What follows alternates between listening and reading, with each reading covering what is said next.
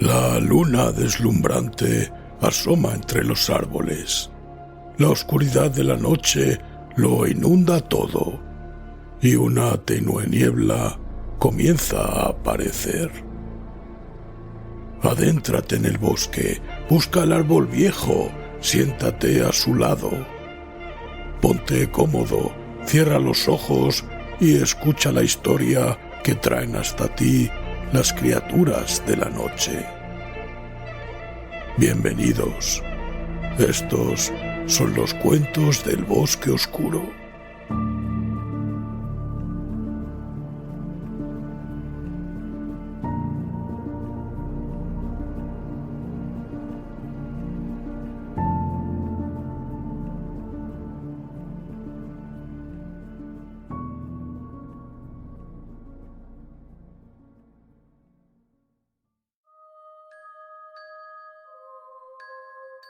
Si te gusta lo que hacemos, recuerda suscribirte.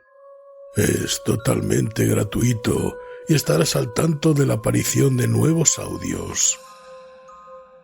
Y recuerda darle a me gusta antes de que acabe el audio, que no se te olvide. Quién sabe qué horribles pesadillas nos aguardan después.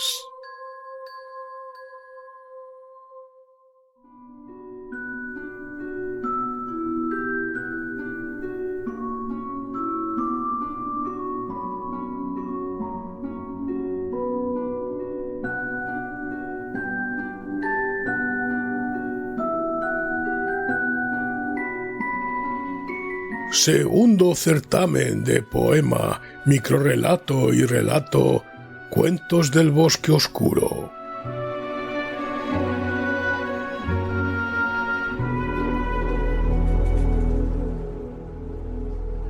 Ciencia ficción.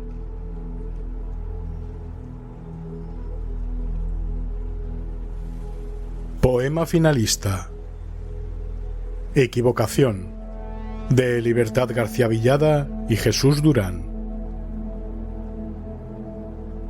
Tal vez cometí el error de la arrogancia, la prepotencia, la soberbia. Tal vez no fui consciente de lo que ocurría, de las consecuencias. Tal vez ahora que todos gritan y me señalan llorando aterrorizados por lo que se acerca, tal vez ahora me doy cuenta. Y entre los sonidos de las alarmas, mientras me conducen por pasillos de muros gruesos al interior de la tierra, recuerdo el instante en que pulsé el botón de los misiles, sonriendo. Ahora mi semblante es distinto. Tal vez reconozco lo que perdemos, que soy el artífice de la destrucción del planeta. Tal vez ahora me doy cuenta.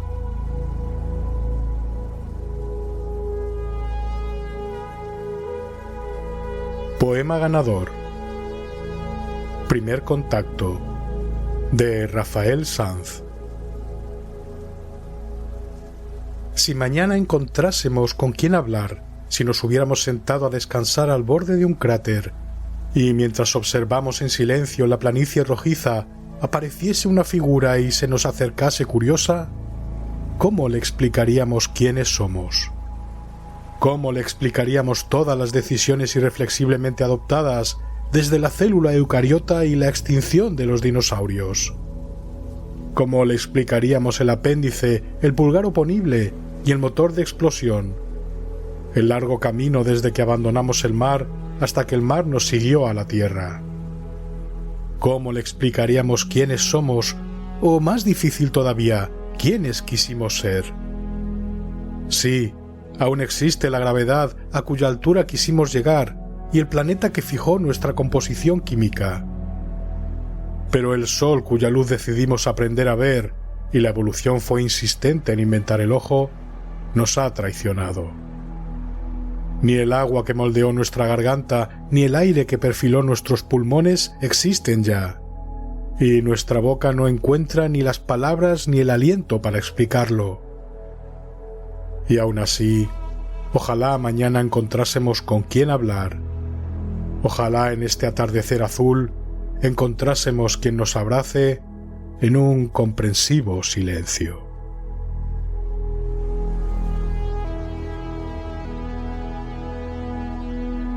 Microrrelato finalista. Cápsula de emergencia. De Carlos Ruiz. Se respiraba una falta de gravedad en el aire. Fue lo primero que pensó. Las cosas habían desaparecido y, quizás aún peor, se movían sinuosamente por la pared sin decidirse a adoptar un diseño concreto. El cristal parecía ahora ovalado hacia el exterior. Planetas, soles y estrellas fugaces recortados sobre un fondo negro inabarcable en el más absoluto de los silencios. Estallaban, nacían, morían y formaban galaxias ante sus ojos, que no dejaban de ver cosas que nunca había imaginado. Vio carros alados que surcaban la negrura a una velocidad absurda y desaparecían en el aire. Vio nebulosas rosadas que contenían planetas alrededor de los cuales oscilaban gigantescos círculos de hielo. Vio constelaciones de bestias mitológicas danzando entre sí. Vio un anillo de planetas alrededor del Sol ardiendo tan ferozmente que las llamas se volvieron negras. Vio un agujero negro explotando con violencia. La onda expansiva hizo temblar la ventana. Vio un objeto cilíndrico acabado en punta que escupía fuego a modo de propulsión de 1000 colores. Ahora estaba aquí. Un segundo después estaba aquí. Antes de darse cuenta estaba aquí. Ahora se hundía en otro sol y ardían juntos. Una mota entre aquel mar de cuerpos gigantes. Surcaba el espacio y nada parecía acercarse a él. Más bien lo protegían. Se vio a sí mismo dentro de aquella cápsula, viejo y agonizante. Al final de todo aquel cosmos inmutable, una forma rectangular bloqueaba la luz del sol, y la cápsula volaba orgullosa contra ella.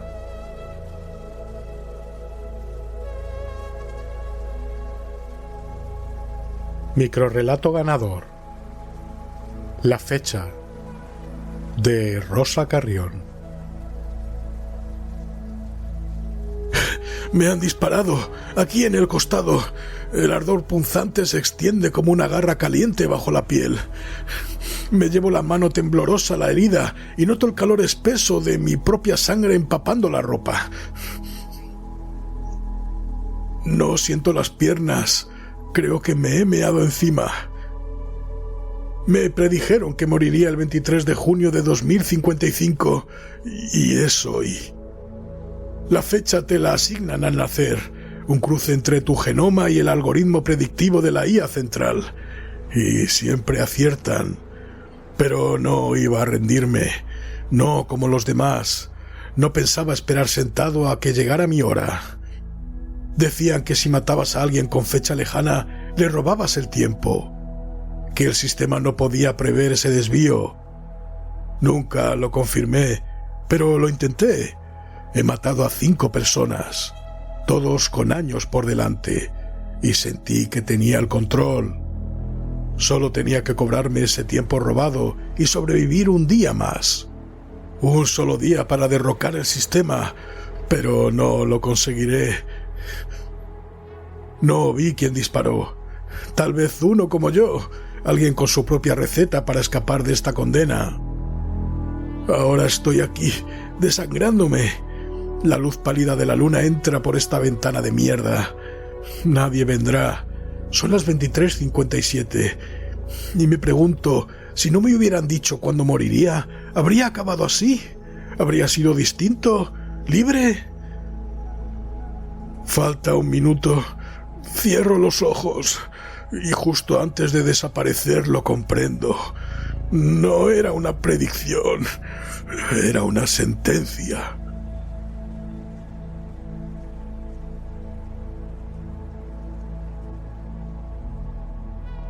Relato finalista.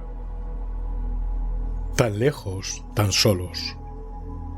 De Ángel Ortega Velasco. El doctor Rodion Solomon despertó muy despacio de un sueño espeso. Estaba profundamente aturdido. Tardó varios minutos en reconocer su situación. Él formaba parte de la misión tripulada Lorenzini al Mutasim de investigación de campo que se dirigía hacia una anomalía gravitatoria que aparentaba una amenaza para uno de los sistemas exteriores. Su papel allí era el de responsable médico y químico. Eso lo recordaba, pero estaba tan mareado que apenas podía discernir ningún detalle. Por alguna razón, le resultaba más cercana y tangible la memoria de sus años de estudio en París y Belgrado que los detalles de diseño, preparación y puesta en marcha del proyecto, en el que llevaba años involucrado y del que solo tenía en ese momento una impresión vaga y difusa. Estaba tumbado en su criotubo. Sobre él podía ver la superficie traslúcida de la cobertura rajada por varias partes. Le dolía la cara y veía borroso por el ojo izquierdo. Se tocó el labio y notó una capa de sangre seca que le había brotado de la nariz. Podía escuchar una alarma a intervalos regulares atenuada por la estructura que lo envolvía. Trató de abrir la cápsula, pero algo estaba atascado. De inmediato sintió pánico al descubrirse encerrado. Golpeó y golpeó con ansiedad creciente hasta que consiguió que el cierre saltara y la tapa de plástico transparente cediera con un bufido. Salió a toda prisa y respiró hondo. Allí fuera el estruendo de la alarma era ensordecedor. A su alrededor había restos de utensilios rotos, tazas, papeles, cosas quemadas de forma irreconocible. Miró al resto de las cámaras criogénicas y descubrió que todas estaban abiertas y vacías, excepto una. Se acercó hasta ella y al ver el rostro hinchado y verdoso reconoció inmediatamente al director Menéndez. La pequeña pantalla que indicaba los parámetros vitales del durmiente solo mostraba medidas en rojo y una línea del pulso cardíaco completamente plana. Algo terrible había ocurrido. Se acercó a la consola principal. Para poder pensar necesitaba silencio. Él no era piloto, ni mucho menos experto en el manejo del equipo, pero todos ellos habían recibido nociones básicas para al menos reconocer las situaciones de emergencia más comunes.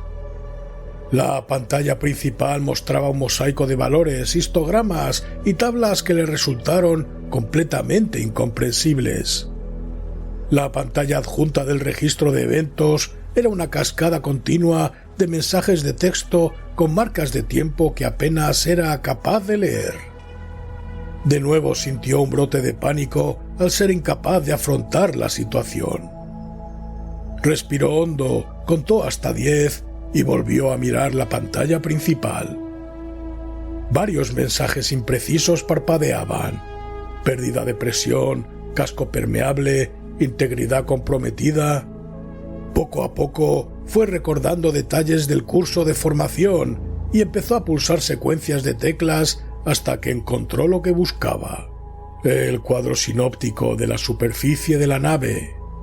Ahí pudo ver claramente el problema: un símbolo que parpadeaba en color rojo y marcaba una compuerta abierta. Sin tener muy claro cómo debía proceder, se orientó como pudo y se dirigió hacia allí. Atravesó varios corredores largos y estrechos que apenas recordaba. Quizá había recibido un golpe en la cabeza y tenía una conmoción leve.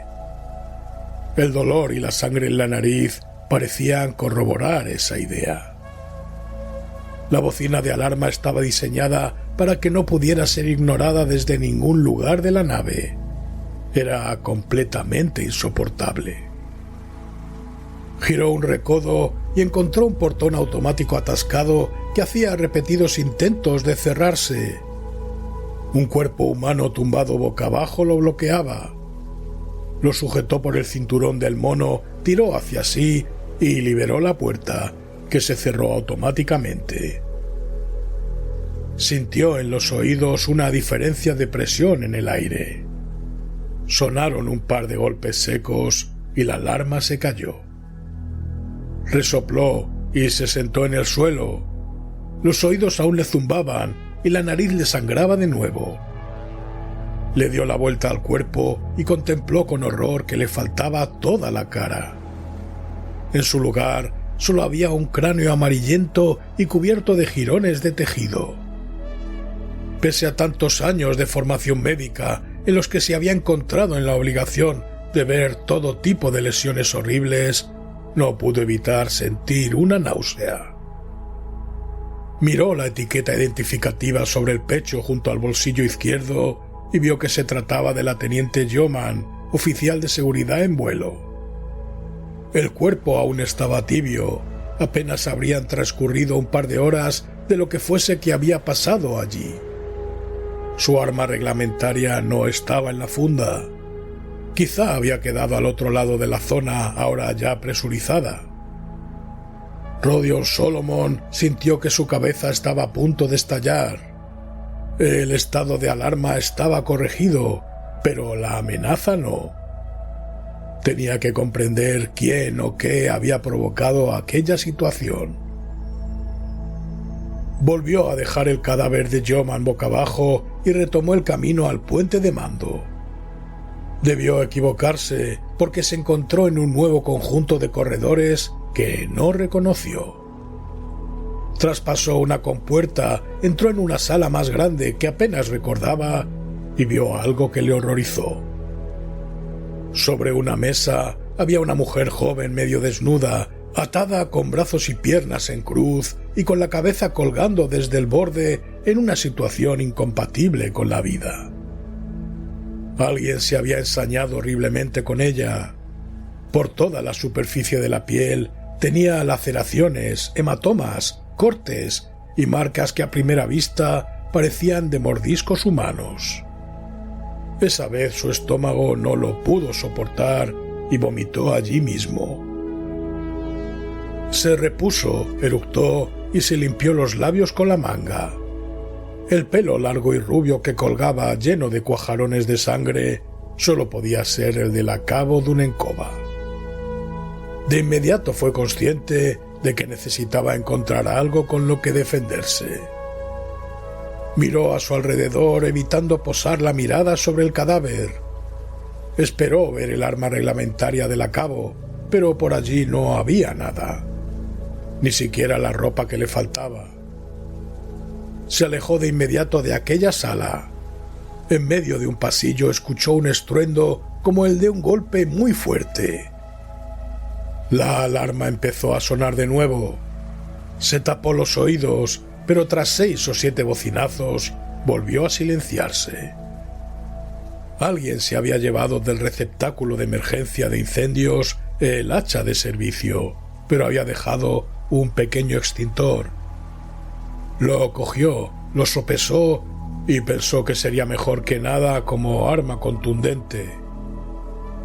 Llegó hasta el salón de recreo, se asomó con precaución y comprobó que allí no había nadie.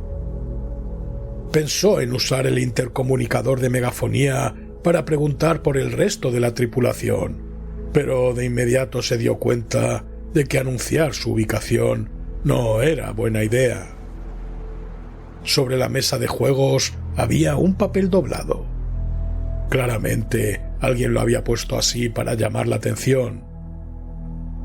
Se acercó hasta allí, cogió el papel, lo desplegó y leyó: «Ten cuidado, Solomon, todos intentan matarte». Se le heló la sangre. De nuevo un ruido muy fuerte sacudió la estructura de la nave. Un ruido de cristales rotos sonó detrás de él. Se volvió blandiendo el extintor, pero allí no había nadie. Intentó serenarse. Solo podían haber ocurrido 2 cosas: o habían sufrido una agresión externa, ¿de quién? ¿De qué? O algún miembro de la tripulación había tenido un brote psicótico que le había llevado a cometer aquellas atrocidades. Que el hipersueño provocaba episodios de agresividad y psicosis era algo que todo el mundo sabía. Como no existía ninguna alternativa, las agencias espaciales ignoraban o ridiculizaban las evidencias. La alarma volvió a emitir su enervante zumbido 5 o 6 veces seguidas. Entonces recordó que la Lorenzini Al-Mutasim tenía un sistema de grabación continua de audio-vídeo de todas las salas. Solo tenía que llegar a la sala de monitorización y buscar en las grabaciones quién había sido el responsable de aquello. Abandonó la sala de recreo por el pasillo por el que había venido, parándose y mirando con cautela en todas las bifurcaciones.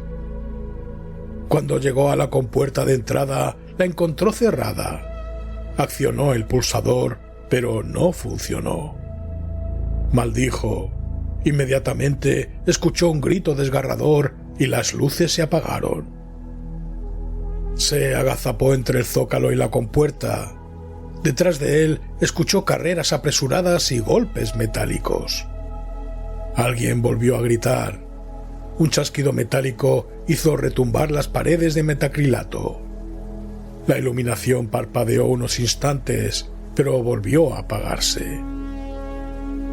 No sabía qué hacer. Estaba en una ratonera. Si alguien llegaba corriendo por el pasillo con intención de atacarle, él no tendría posibilidad de retroceder, ni siquiera aunque pudiese verle. Le palpitaban las sienes y estaba empapado en sudor. Se incorporó.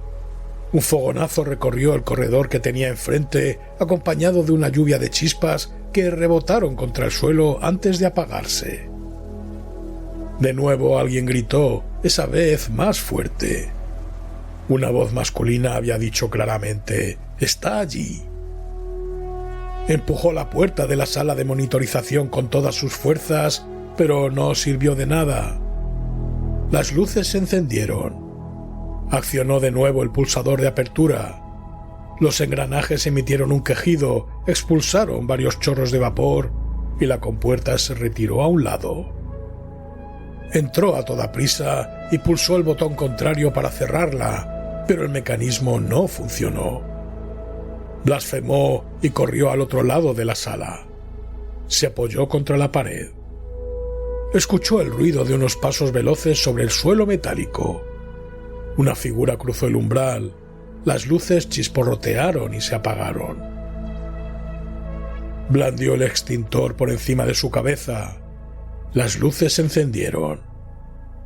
Frente a él había un hombre alto, de hombros anchos, vestido con el mono de la misión lleno de desgarrones. Su cara estaba completamente ensangrentada, el pelo alborotado y los ojos a punto de salírsele de las órbitas. Tenía el hacha en su mano izquierda, que temblaba visiblemente. Con dificultad reconoció al capitán Raymond. «Solomon», susurró con una voz cavernosa, enseñándole los dientes. «Jean-Claude, baja el arma», consiguió decir en un torrente de palabras temblorosas. «Suelta el hacha. Vamos a la enfermería. Tengo tranquilizantes y antipsicóticos. Puedes descansar. No importa lo que hayas hecho». Solomon se dio cuenta de que el capitán tenía una brecha muy profunda en la cabeza. La oreja derecha estaba ladeada en una posición antinatural. Parecía a punto de desprenderse. «Capitán, tranquilícese», pero él le interrumpió con un gruñido. Solomon vio cómo aquella figura enloquecida sujetaba el hacha con las dos manos y se disponía a atacarle.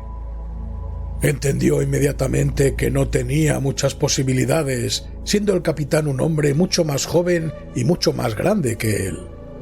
La única ventaja que podía tener es que su mente estuviese menos enajenada. Raymond se lanzó hacia él como un oso hambriento.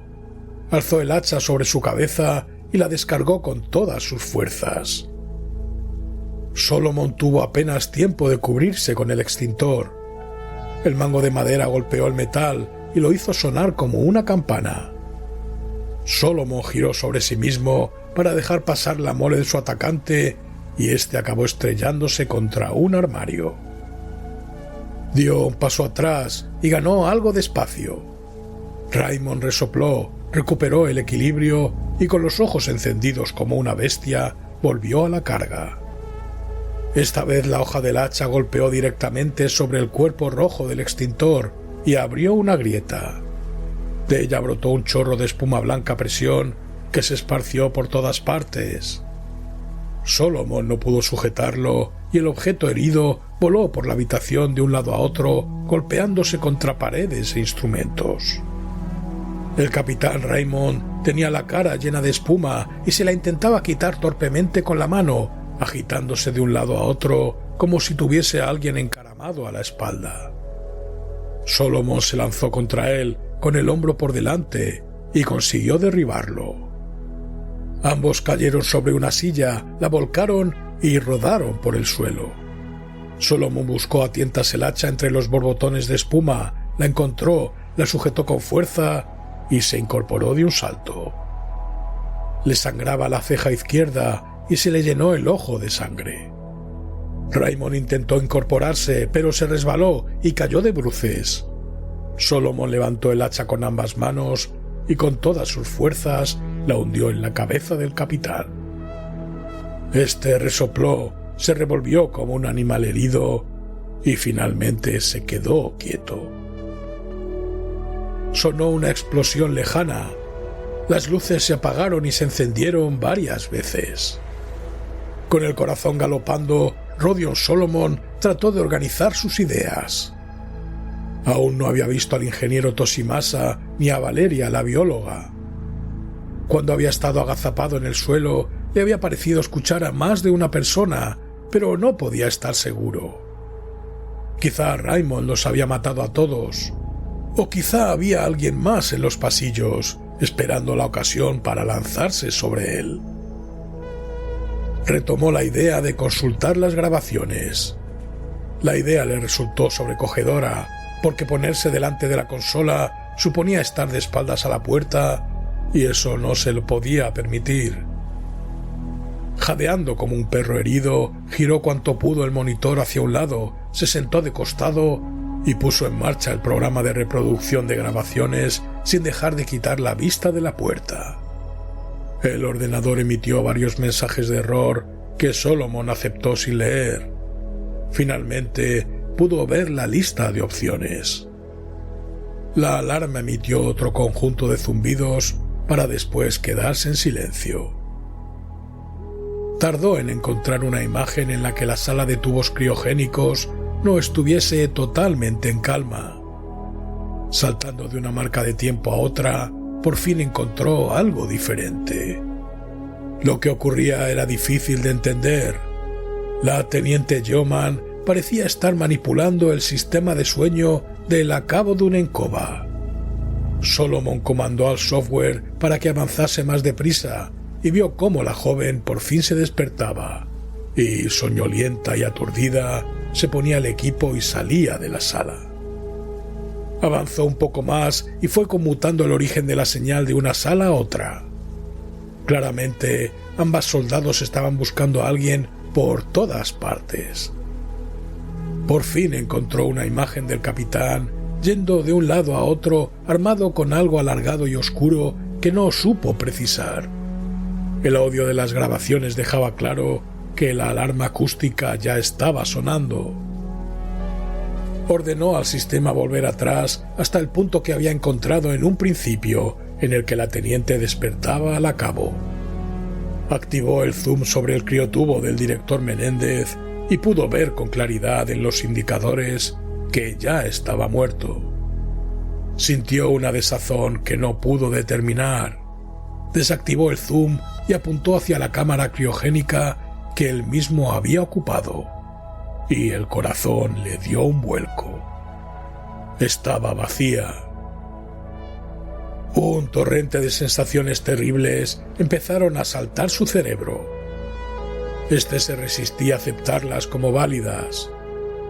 Con la mano temblorosa accionó los mandos para ver las imágenes desde más atrás y empezó a mover la cabeza de un lado a otro. Y entonces ya no pudo negar la evidencia durante más tiempo. Se vio a sí mismo estropeando el soporte vital del director. Se vio forcejear con el ingeniero Toshimasa, dejarlo fuera de combate, abrir la esclusa exterior y lanzarlo al espacio. Pelear con la teniente Yeoman, matarla con un cuchillo y arrancarle la cara con él. Reducir al cabo de una encoba, atarla sobre la mesa, morderla, torturarla y matarla. Se vio escribir una nota en un papel, doblarla y colocarla sobre la mesa.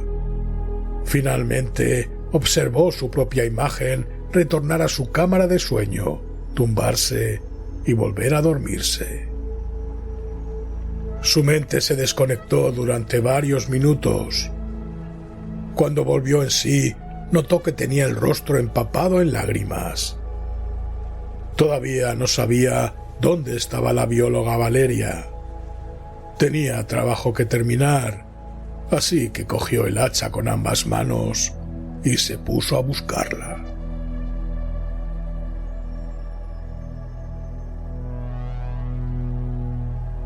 Relato ganador. Feature de Félix Ríos.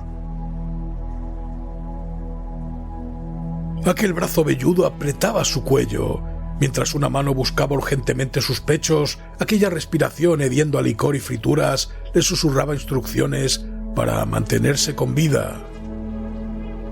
Nadie vino en su auxilio mientras el hombre del mostacho le hizo aquello. La voz del técnico disipó aquel recuerdo en un segundo. ¿Me escuchas, Mariana? Quiero estar seguro de que tus sensores auditivos funcionan correctamente. Oh, sí, te escucho. No sé en qué estaba pensando.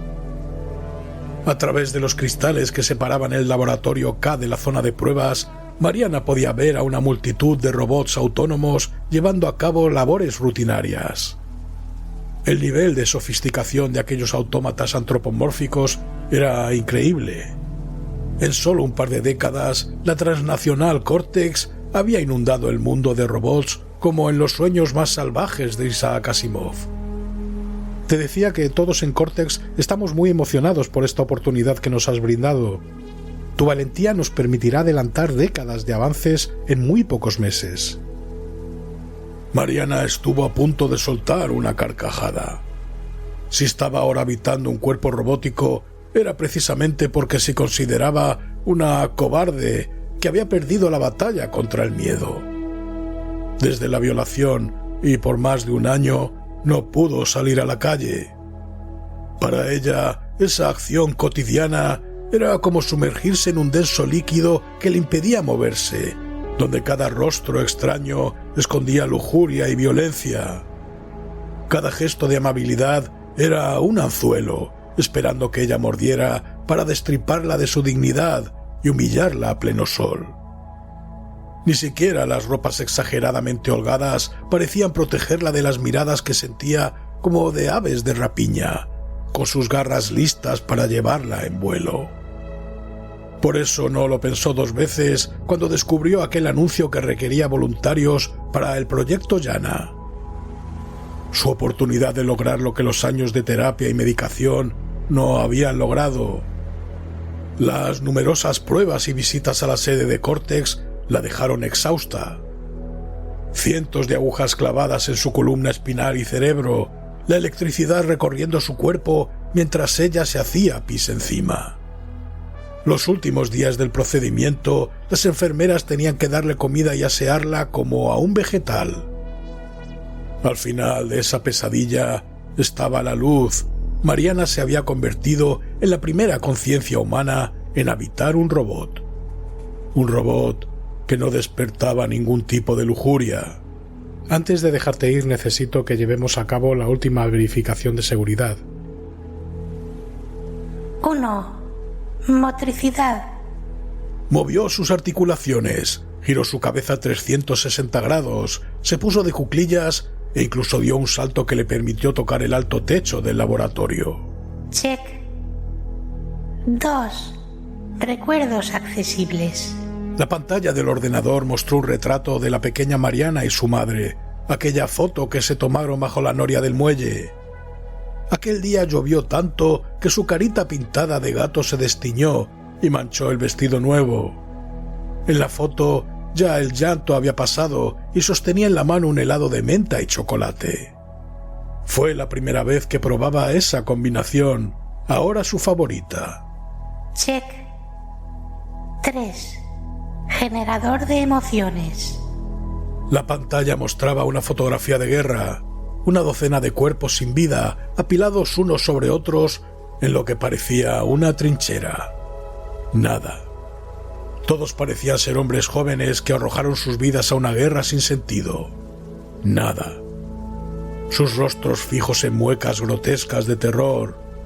La emoción esperada no estaba allí. Claramente algo no estaba del todo bien, pero temía que la mantuvieran en este laboratorio, haciéndole pruebas y diagnósticos por semanas, años. Mariana necesitaba salir allí fuera y volver a vivir, aunque fuera en un cuerpo artificial. Check. Pues creo que estamos listos para que Mariana salga a hacer historia. Mariana se confundía con el resto de robots que llenaban las calles desde hace años. Nadie podría sospechar que su unidad, Yana 3, transportaba una instancia de su conciencia en vez del acostumbrado módulo de IA.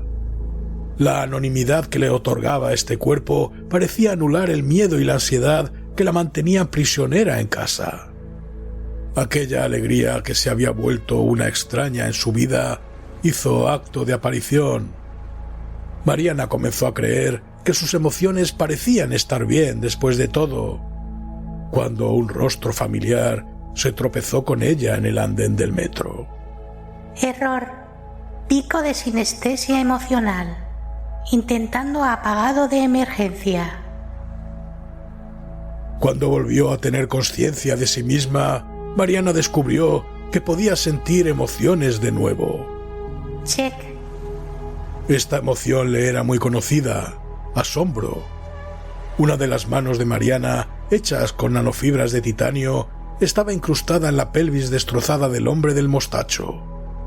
La otra sostenía un amasijo alargado de piel arrugada y sanguinolenta. El rostro del hombre ya no tenía aquella mueca obscena, ni parecía devorarla con sus ojos como en las pesadillas de Mariana. Aquel hombre del mostacho estaba tan muerto como los soldados de aquella foto en el laboratorio. Los transeúntes gritaban, todos a la vez, una cacofonía que reverberaba en las paredes curvas de la estación. Mariana percibió los choques del pulso electromagnético mucho antes de ver a los agentes de policía que le atizaban con sus bastones. Los sentía como puños helados, piedras de granizo cayendo sobre un cuerpo de metal que se derrumbaba. Un nanosegundo antes de que el sistema se apagase para siempre, Mariana confirmó que, en efecto, sus emociones funcionaban correctamente. Allí estaba, una profunda y sobrecogedora satisfacción. Era una lástima que el nuevo rostro de Mariana no le permitiera sonreír. Check.